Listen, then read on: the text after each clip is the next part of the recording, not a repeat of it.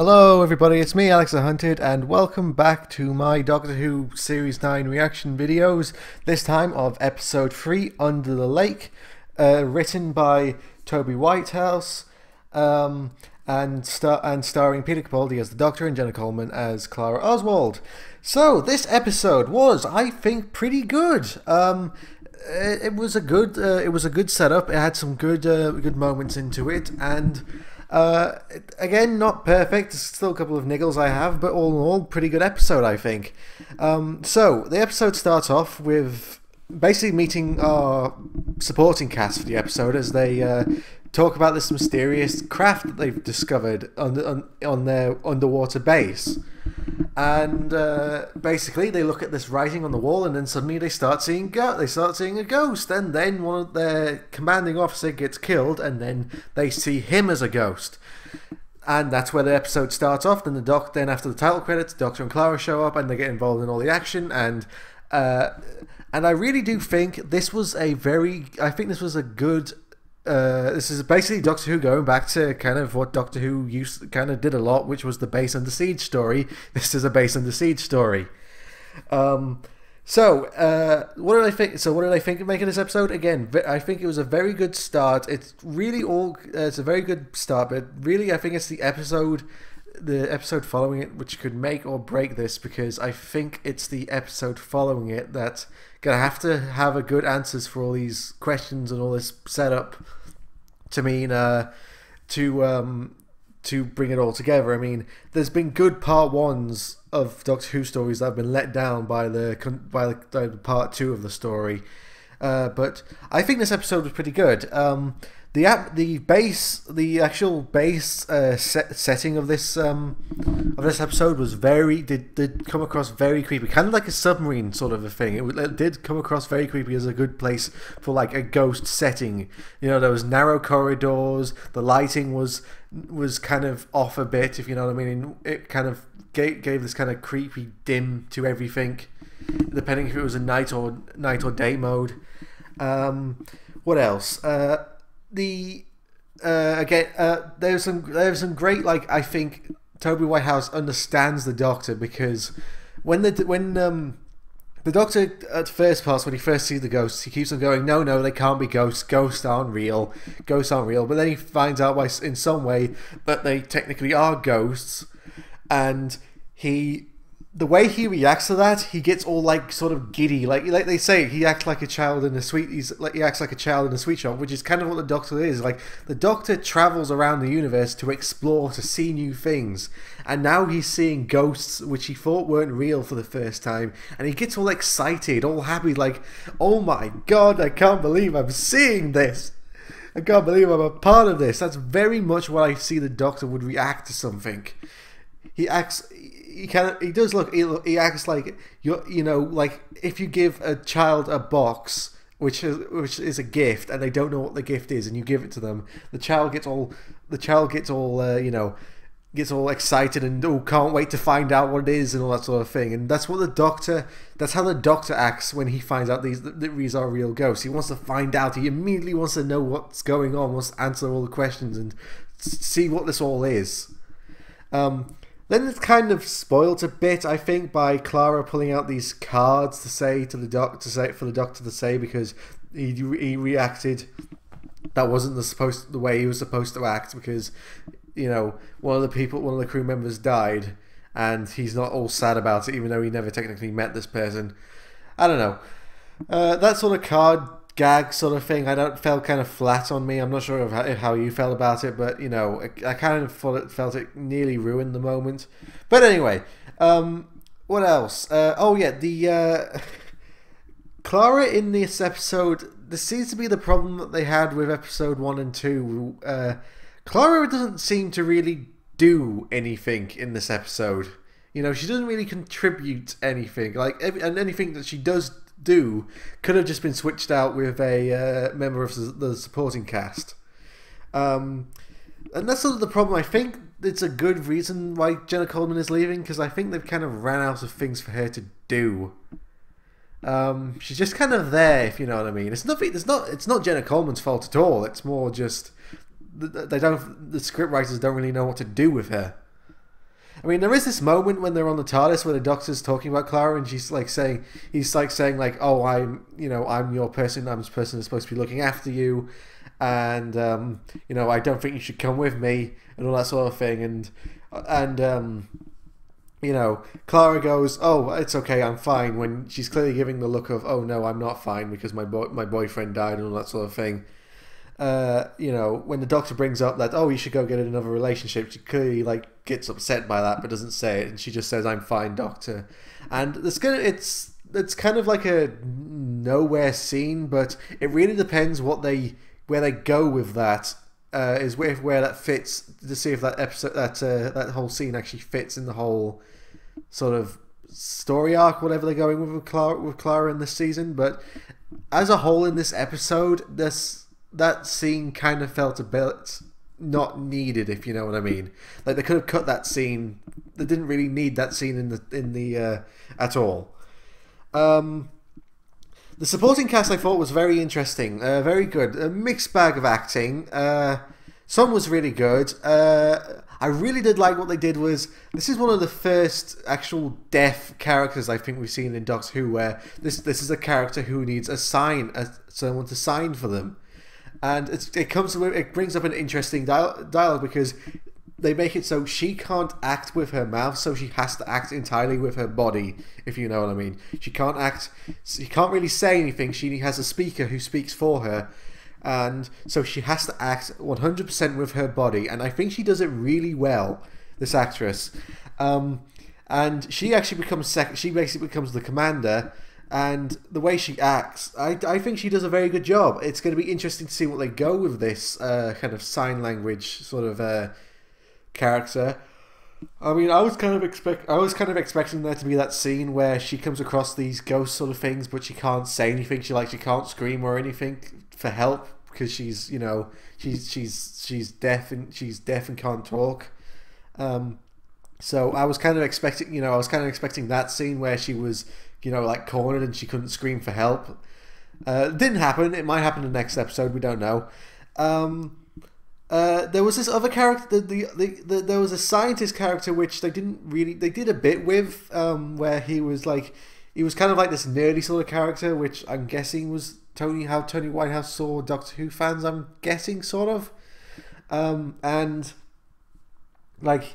He says they're given this opportunity to say like, oh, we could leave now, but then he's like, the Doctor says like, oh, but you could be spending forever wondering, oh, what could have happened, and he goes like, oh, but we can leave, but they're ghosts. So he kind of like, because he's a scientist, he's got that kind of urge in him to say, well, I kind of want to find out what this is. He's sort of like a not as intelligent Doctor in a way, but he has a good moment as well when they're getting his ghosts to try and chase them, and so they can trap them. So they have him like get the ghost's attention. So he walks out in front of them and kind of goes, "Hi." That's basically what he does, and starts running. Like, that's kind of how you would do when you're like in a situation where you're confronted by something you don't know what it is and you're scared. So what are you going to do? Well, hi, and then run. That does seem like a very human reaction, if you know what I mean. What else? Oh yes, there was this business character. Whereas the reason why the supporting cast was down there, because they found oil down there, and this business, this like sort of business guy is with them, and basically all his dialogue can be summed up as this: money, money, business, business, money, oil, oil, business, money, money, money, oil, business, but oil. Like, he's basically the character which is in most movies, which is the business guy who's only interested in money and doesn't care about anyone's safety. He just cares about the money side of it. And he's like, oh, this all belongs to our company, and this is all going to be very valuable, and we're not leaving because of all the oil, and there's billions of pounds invested into this, and we're not just going to be leaving because money, money, money, money, money. He gets killed, so you don't have to deal with him so very much. Sorry, spoilers, but you kind of see him in the trailer. So, his kind of, you don't have to deal with him for very long, but it's one of those, like, that's really all his character is, business guy who's only interested in money. What else is there? Oh, the ghosts actually in this episode, they're not entirely. I don't think they're very scary. I mean, they're very. They have a very creepy look because because their eyes have been hollowed out. Basically, they've got these like black circles where their eyes are, and it's a very creepy look. Which they could have been very scary, I think, but they kind of just don't. You know, they kind of walk around. They try to attack people. To get, as they explain, they want to get more ghosts. Why do they want to get more ghosts? Well, they kind of explain it, but I'm not going to spoil it here. And I think they're going to explain it more in the next episode. But you know, these ghosts, I think, definitely have a good sort of look to them. They definitely have a good appearance, a good look to them. The sort of problem I kind of they just don't really do any like scary sort of. They're not really that scary at all, if you know what I mean. Like, they sort of have scenes that are reminiscent to the gas mask kid in The Empty Child, where, you know, the characters are cornered, and like the Empty Child was scary because it was a faceless child that was just that was incredibly powerful. This one is just kind of ghosts, and they don't really like. They could have been way more scarier than they are. They're definitely a creepy design. They're definitely something that would like creep you out. That sort of thing. But they're not, you know, they're not scary like the first time we saw the Weeping Angels were, or like those gas mask children. But they definitely are creepy. I think the whole they kind of explain that the ghost starts learning how to operate the base, so they only come out at night. They only come out at night, so they kind of start to learn apparently how the base works, which is I'm tired. Which is how they kill the business guy, because which is one of the reasons why he dies. Is basically he walks off set to go outside in the water, like doesn't tell anyone, and does the kind of stupid sort of it's kind of bit of stupid writing just to get the character away from everyone else so they can kill him. So he basically like walks out, and then he comes back into like the airlock for the water, and then the ghosts come and open the airlock, so he gets flooded and drowns. That sort of thing of how they set up his kill kind of was stupid, but if they just, you know, it could have been done better. If he went and said, right, I'm going to see if I can find one of these power cells, instead of just walking off without telling anyone, which is what he does. You know, if he just told someone where he was going or something like that, you know, that would have been better. It would have looked like a creepy scene where, like, he's outside in the water searching for this thing when the base goes into the night cycle where the ghosts come out, and he starts seeing the ghost in the water, and then like the people are down the intercom saying, "Quickly, you gotta get there, you gotta get there." It's sort of like, you know, reminiscent of the scene in Aliens, in the original Alien, where the guy's in the pipe and the alien's also in the pipe with him, and he's, you know, they're saying like, he's in with you, you've got to get out of there, and all that sort of thing. It could have been like, they could have done a scene similar to that with how this guy gets killed, but sort of no, he just walks off, doesn't tell anyone, goes out into the water, then comes back, and then he gets killed. Like, it was kind of stupid, the reason, how he got the whole setup of how he got killed. What else? Performances. Peter Capaldi is on fire on this episode. Like, he's completely in. He's the guy who's just the head of. You know, he's the doc. I really do like Peter Capaldi's Doctor. He's very much the guy. He's very much the guy you're focusing on screen. Like, just simple things like the way he walks upstairs as the Doctor. Like, he kind of has his arms out, sort of kind of like a excitement, like just going upstairs. He kind of looks excited just to be going upstairs to look at this thing, and he really is the best. He's definitely one of the best actors to ever play the Doctor. He's probably up there with like Tom Baker and Patrick Troughton, I think, as just amazingly good actor, and David Tennant as well. There's never been a bad actor to play the Doctor. There's never been a bad Doctor performance ever.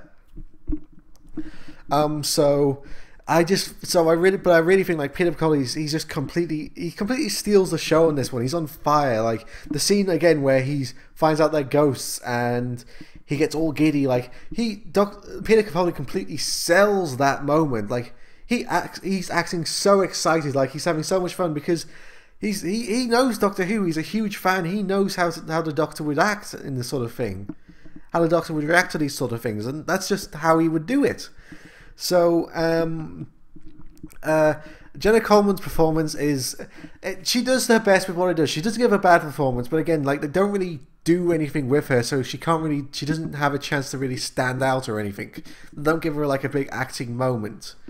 I do like the chemistry like the Doctor and Clara have together. There definitely is a good chemistry. Like, they are definitely good friends and all that sort of stuff.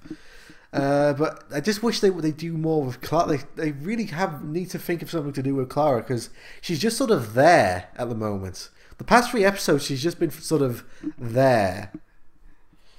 But all in all, I think this is a very good episode. It really is going to depend on how they solve this. The cliffhanger was very good. It was much better than it was in the Magician's Apprentice, because it's sort of like that sort of. This definitely is one of those. How did this happen? How is the Doctor going to get out of this one sort of situation? Unlike the Magician's Apprentice episode, which was just sort of like, oh yeah, Missy's been exterminated, the TARDIS has been destroyed, and Clara's been exterminated. Oh yeah, of course they have. Like, that sort of cliffhanger. You're sort of like, yeah, of course they're all dead. This one, this cliffhanger, which I'm not going to spoil because it does make you go, okay, how is the Doctor and Clara going to get out of this one? This is a genuinely interesting, intriguing cliffhanger that you're wondering, that makes you guess how are they going to get out of this one. So what did you think of the episode? Tell me in the comments below and all that sort of thing. And don't forget, I am Alex the Hunted. If you want to see more Doctor Who videos, please subscribe to get my weekly reactions, all those stuff. Please comment to tell me what you thought of the episode. And I'm Alex the Hunted, and I will see you guys next time. Goodbye.